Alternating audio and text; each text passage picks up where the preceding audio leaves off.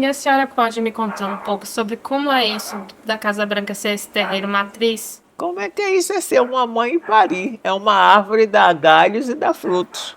Essa é a Casa Branca. O terreiro é um local de renascimento. Então, é como muitas pessoas falam, remete a um útero sagrado. É onde você renasce. É onde você se despe do tudo que era antigo para dar passagem ao que é novo. Uma nova postura, uma nova forma de pensar, uma nova forma de agir. Esse é o Axé Delas, o seu podcast sobre fé, resistência e memórias de mulheres negras na Bahia.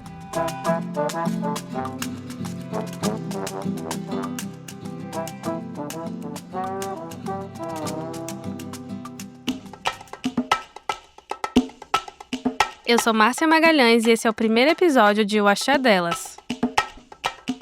Episódio 1, onde tudo começa com Equedicinha e Mãe Ângela. Eu tô na Avenida Vasco da Gama, uma avenida movimentada de Salvador, aqui na Bahia, que fica no bairro do Engenho Velho da Federação. Tô na frente de uma área de encosta, que é aquele tipo de terreno inclinado, como uma ladeira ou um morro. Sabe quando a rua vai subindo e as casas vão acompanhando o desnível do chão? É isso que acontece aqui. Esse lugar é envolto por portões de ferro vazados que permitem que quem está do lado de fora, como eu, veja que dentro tem um grande pátio e alguns carros estacionados. Mas esses portões estão fechados. Então pergunto para alguém que passa na rua onde fica a entrada. E essa pessoa me fala que fica saindo da avenida principal na lateral direita. Eu acho e entro.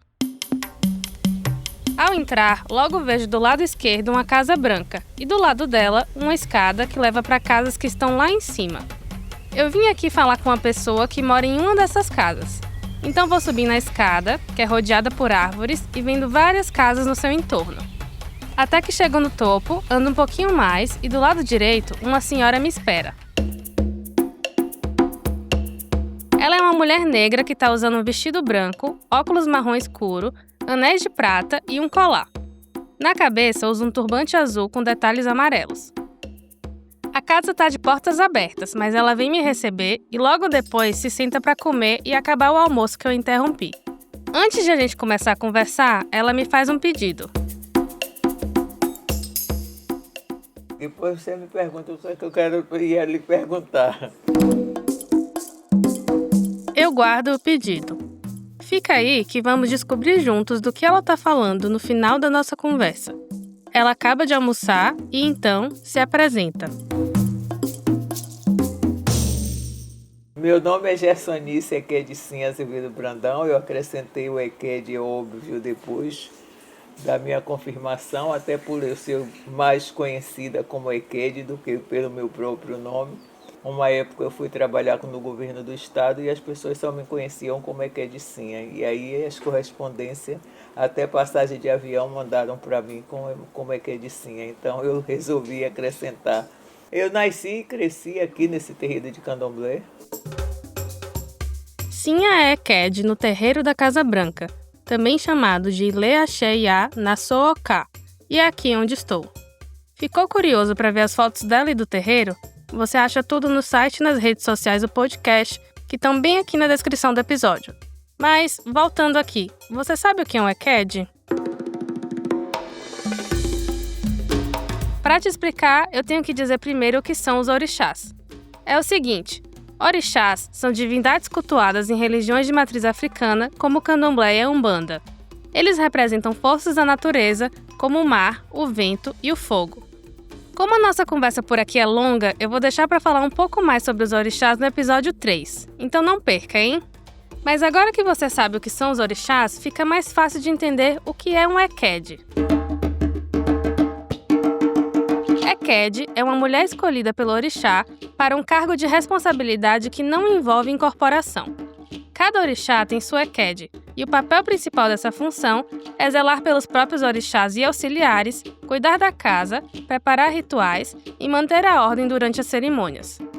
Sinha foi escolhida pelo orixá Oxóssi, o senhor da caça, para ser Equed, ou seja, para ser sua mãe. E como eu disse, ela é Ekede do Terreiro da Casa Branca, um terreiro que tem muita história. História que a Ekedicinha começa a me contar. Ela vem, funda o terreiro na Igreja da Barroquinha por volta de 1830 e depois, por conta da revolta dos malês, ela tem que voltar para a África por conta dos 2 filhos delas estarem envolvidos na revolta dos malês. 1830. O Terreiro da Casa Branca foi fundado há quase 200 anos.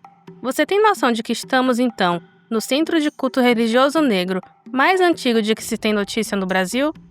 Vou interromper a Ekede só um pouquinho para falar de 2 coisas. A primeira delas é que quando ela diz ela vem e funda o terreiro na Igreja da Barroquinha, está se referindo a Yanassô, uma mulher negra africana que foi escravizada, depois liberta e fundou o terreiro da Casa Branca. E a outra coisa que quero te dizer é que a Revolta dos Malês foi um levante de cerca de 600 escravizados africanos que aconteceu aqui em Salvador, no ano de 1835, como um ato de resistência contra a escravidão. Os rebeldes eram, em sua maioria, muçulmanos, chamados malês por causa de sua religião islâmica, que lutavam por liberdade, organização social e a fundação de uma nação negra livre na Bahia. A revolta foi organizada com antecedência, mas foi descoberta e reprimida pela polícia. Pronto, era mais isso que você precisava saber. Agora é que a Dicinha vai continuar a história. Ela vem, funda o terreiro na Igreja da Barroquinha por volta de 1830 e depois, por conta da revolta dos malês, ela tem que voltar para a África por conta dos 2 filhos delas estarem envolvidos na revolta dos malês. Ela vai para a África com os filhos de santo e manda a Marcelina voltar por volta de 1840. Oi, eu de novo. Você deve estar se perguntando quem é Marcelina. E eu preciso te dizer que, como estamos falando de quase 2 séculos atrás, algumas informações são imprecisas. Por isso, há quem fale que Marcelina era prima carnal de Yanassô e quem fale que ela era sua filha de santo. Mas a informação em comum, segundo as tradições orais, é de que Marcelina viajou com Yanassô para a África, tendo depois retornado para o Brasil e assumido a liderança do terreiro da Casa Branca. Por volta de 40, Marcelina volta, já não podia mais exercer a função no terreiro da Barroquinha, porque era no centro da cidade, busca um espaço para botar o terreiro, encontra aqui na Vasco da Gama e funda o terreiro e decide politicamente que aqui só seria governado por mulheres. Só para você saber, caso tenha ficado curioso, pergunto para a Ekede por que o terreiro da Casa Branca teve que sair da Barroquinha. E ela me diz que foi por conta de imposição do Estado. Guarda essa informação para o próximo episódio, porque iremos falar bastante sobre as ações do Estado. Mas além disso, você ouviu bem o que a Ekede acabou de falar? Vou repetir. E funda o terreiro e decide politicamente que aqui só seria governado por mulheres. No terreiro da Casa Branca, só mulheres podem assumir cargos de liderança e também só mulheres podem ser iniciadas para encarnar os orixás. A gente costuma dizer que foi uma decisão política, né, da nossa matriarca, da pessoa que fundou o terreiro. Primeiro por conta do patriarcado mesmo, né? Não tem outra explicação, porque se hoje a gente ainda vive isso, você imagine na África em 1840, né, por volta no século XIX, como os homens mandavam. As mulheres não tinham direito nem de estudar, nem de trabalhar, não sei se fosse na roça ou dentro de casa, né? Você imagine. Elas cansaram, né? Eu acredito que não tem outra explicação. E a explicação lógica, né? E as mulheres negras tiveram um papel tão importante na vida do homem branco, né? O patriarcado fez com que elas tomassem essa decisão, né? Os homens têm seu espaço dentro de qualquer terreiro de candomblé matriarcado, mas as mulheres é quem mandam. As mulheres é quem mandam, e a Quedicinha é uma dessas mulheres que desempenha papel fundamental no terreiro. Qued é mãe. Então eu fui escolhida como mãe. É aquela que acorda mais cedo, que dorme mais tarde, a que compra, que lava, que passa, que cozinha, que costura, que educa. Aliás, todas as mães dentro do terreiro são educadoras. Todas as mães dentro do terreiro são mães daqueles filhos todos, sendo dela ou não. E essa é a minha função no terreiro. Eu sou escolhida para ser mãe, por Oxóssi, o dono dessas terras. Então é isso que eu faço o dia todo. E ela me conta ainda que o trabalho da Casa Branca vai além do terreiro. A gente faz uma feira de saúde aqui dentro do terreiro para a comunidade do entorno. A gente tem uma parceria com a Secretaria de Saúde para... E saúde é um dos bens mais importantes dentro de uma comunidade, né? A gente tem um espaço cultural que capacita as pessoas por corte, costura, bordado. Então, para o entorno, não é somente para as comunidades religiosas. O candomblé, para mim, é amor, é respeito, é solidariedade, é entender o outro, lidar com o outro como se fosse da sua família, porque o que eu sei hoje eu aprendi dentro de uma comunidade de candomblé. Então, desde criança eu aprendi que o outro é seu irmão. Ele pode ser preto, branco, rico, pobre, mas é filho de Deus e Deus é um só, com vários nomes. O importante para a gente é o amor e o respeito. Em 1984, o terreiro da Casa Branca foi tombado pelo IPHAN, tornando-se o primeiro monumento da cultura negra a ser considerado patrimônio histórico do Brasil. Eu pergunto então para a Qued como isso aconteceu. Mais uma forma, mais uma estratégia de sobrevivência para o nosso povo. Foi um processo liderado pela Casa Branca, mas não só para a Casa Branca, né? Que hoje temos vários terreiros tombados. É mais uma prova de que a gente resiste, né? Que todo espaço, todo terreiro de candomblé é um espaço de resistência e de garantia de direitos também. A gente chegou à conclusão de que precisávamos ter algum amparo do governo, né, para a gente poder professar a nossa fé, né? Apesar de dizer que o Estado é laico, e a gente achar que realmente o Estado é laico, e pedir a Deus que ele seja e continue rogando que ele seja laico, mas a gente ainda sofre muitas consequências desse Estado laico, né? Essa intolerância, esse racismo. Algumas pessoas intolerantes querem que a gente viva na invisibilidade, e a gente mostra que a gente não vai viver nunca na invisibilidade, porque a gente construiu esse país. Eu digo a gente porque foi meu povo que estava junto, né? Então, mexeu com nossa ancestralidade, mexe com a gente. Veja que o terreiro da Casa Branca foi pioneiro em muitas coisas, inclusive em ser um terreiro matriz que originou outros terreiros. Eu pergunto para a Qued justamente sobre isso. Como é ser esse terreiro que deu início a tantas outras casas? Como é que é isso? É ser uma mãe e parir. É uma árvore, dá galhos e dá frutos. Essa é a Casa Branca. De dissidências da Casa Branca vieram outros 2 importantes terreiros. O Ilê Axé Opoafonjá, de Mãe Estela de Oxóssi, e o Gantuá. Vamos então comigo agora para o famoso terreiro de Mãe Menininha? O portão do Gantuá está aberto e eu chego lá na mesma hora que Mãe Ângela. Parece até que combinamos, mas é que ela acabou de chegar de uma consulta de rotina com Mãe Carmen, a Yalorixá do terreiro, e elas estão descendo do carro. Enquanto ela foi levar a Mãe Carmen em casa, fico esperando em uma área comum do terreiro. Nela estão vários filhos de santo, todos fazendo alguma atividade, enquanto assistem a novela. Um senhor costura enquanto mulheres cortam tecidos brancos. Depois de uns 15 minutos, Mãe Ângela volta e me leva até o barracão, onde vamos conversar. Caso você não saiba, o barracão é um salão onde acontecem os ritos, como as festas para os orixás. E então ela se apresenta. Meu nome é Ângela Ferreira.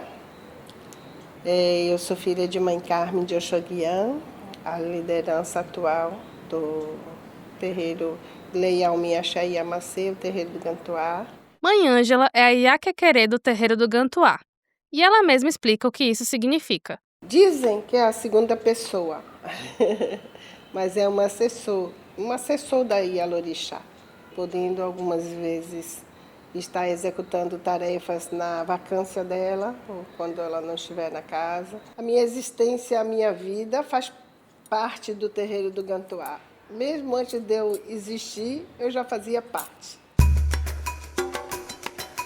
A fala de Mãe Ângela faz todo sentido, considerando que ela é filha de Mãe Carmen e o Gantuá segue uma linhagem matrilinear, ou seja, o cargo de liderança passa de mãe para filha, de geração em geração.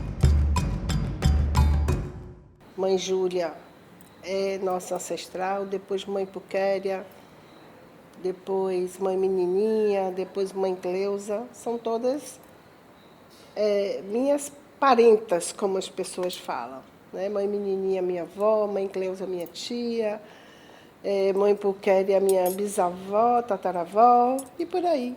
É um dos nossos maiores papéis, deveres, obrigação, é manter viva essa ancestralidade.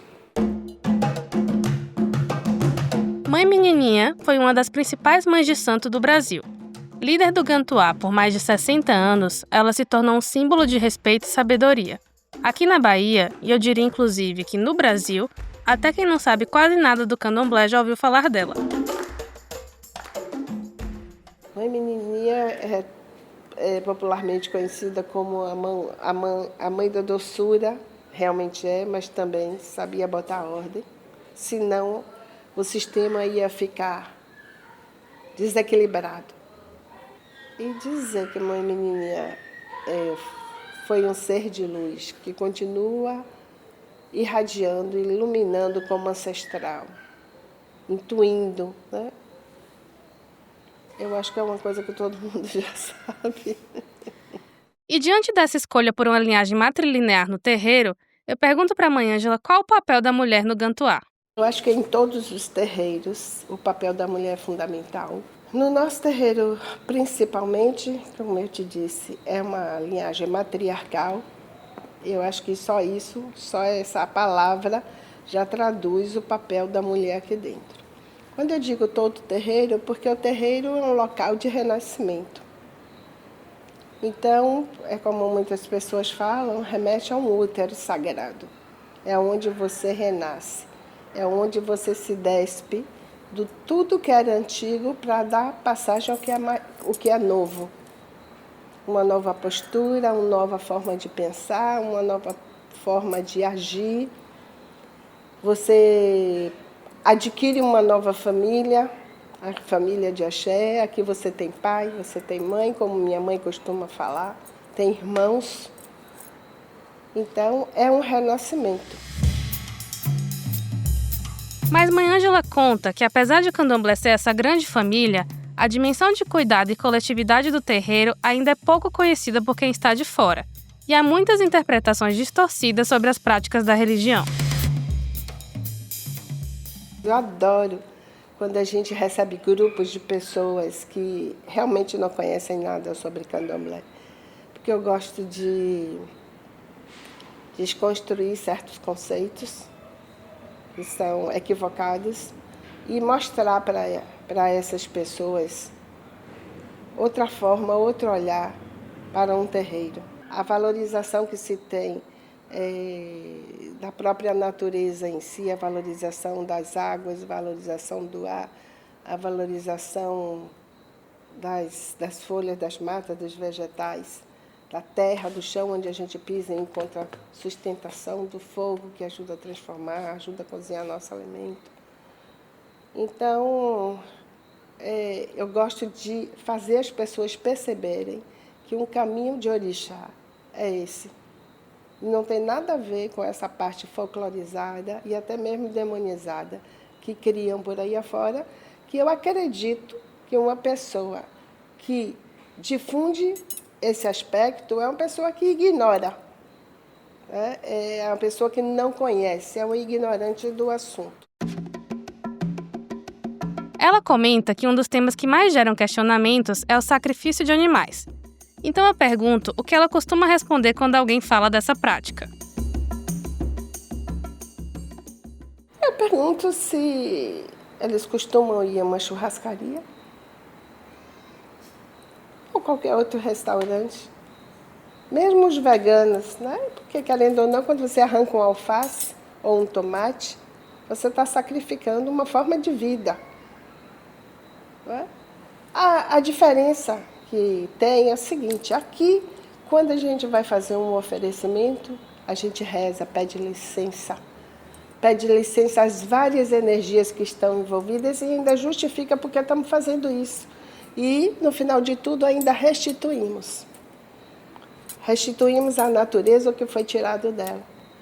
Não existe agressividade, violência, aleatoriedade. Outro ponto que costuma gerar mal-entendidos é a figura do orixá Exu. Exu é sempre demonizado, né? A gente não conhece essa figura, não faz parte do nosso panteão. Exu é uma força propulsora, que está no universo, que está no cosmos. Para você existir, para você realizar, você precisa dessa propulsão. Então ele lhe impulsiona. O universo é perfeitamente ordenado. Então, Exu é a ordem.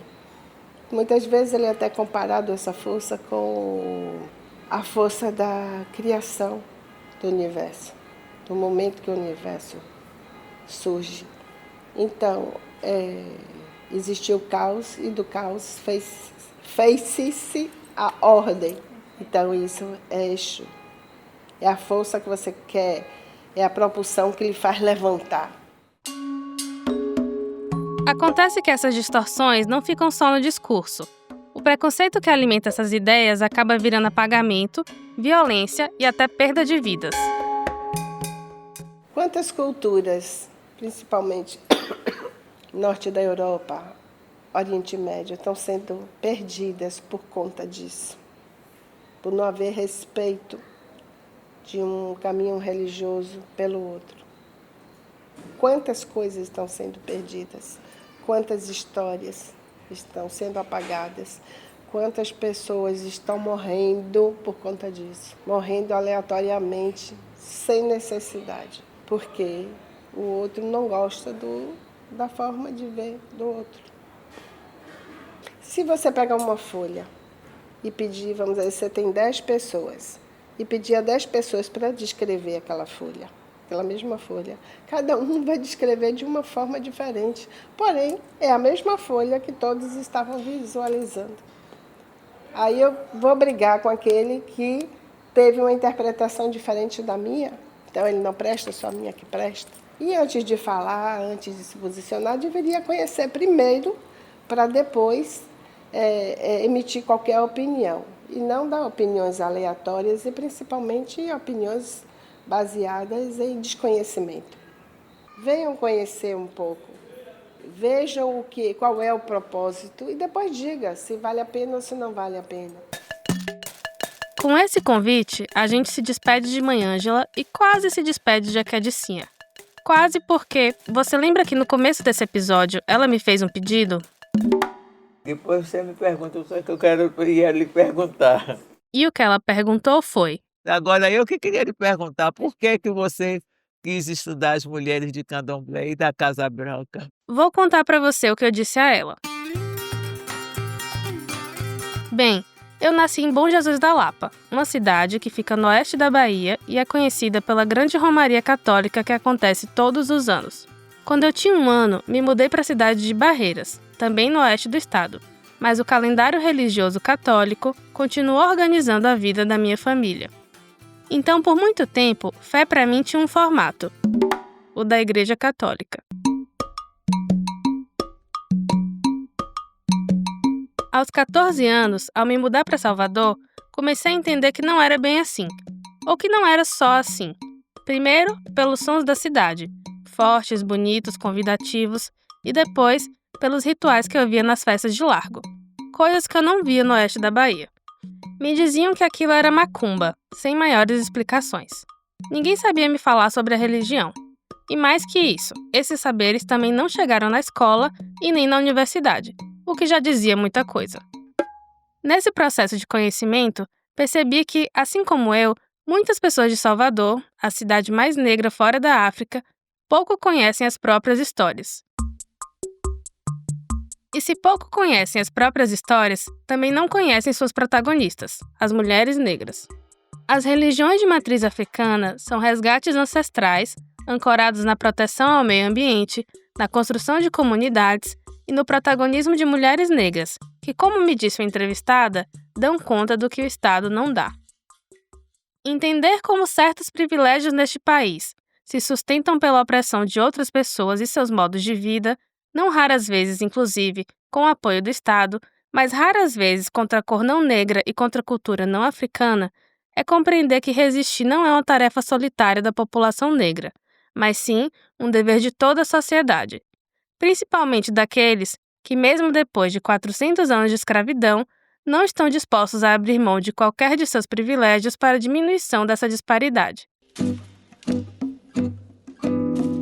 A série de podcast O Axé Delas nasce sobretudo da vontade de que mais pessoas conheçam essas mulheres, e aqui se abre um espaço de troca de saberes sobre ancestralidade, comunidade, matriarcado, protagonismo e feminismo negro. Que as nossas conversas aqui não se encerrem.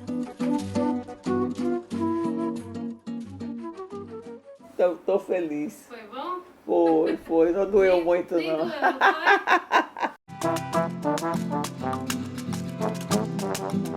O Axé Delas é um podcast apresentado, roteirizado e dirigido por mim, Márcia Magalhães.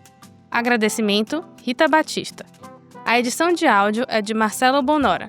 E a orientação deste trabalho de conclusão do curso de jornalismo da SPM São Paulo é de Patrícia Rangel. Axé!